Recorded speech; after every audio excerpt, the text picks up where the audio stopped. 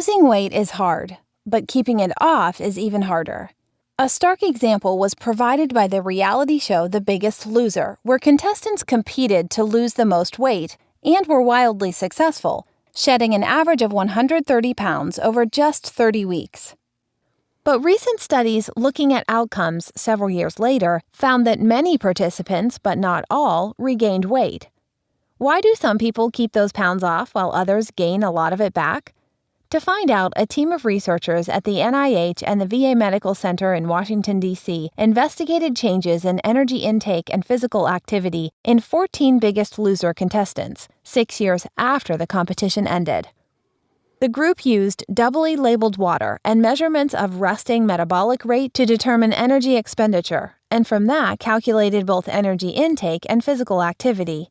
Importantly, this method avoids using self-reported measures of physical activity, which are often unreliable. The team found that physical activity but not energy intake was significantly different in people who had maintained much of their weight loss compared to those who hadn't.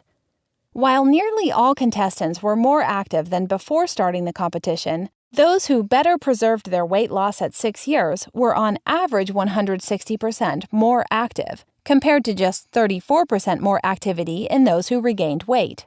This translates to about 80 minutes of moderate or 35 minutes of vigorous physical activity per day in those who kept weight off. Interestingly, differences in physical activity didn't predict the amount of weight lost during the competition.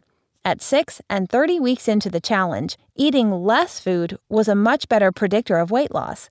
But for long-term maintenance, the opposite was true. Physical activity was significantly related to weight regain, and food intake wasn't.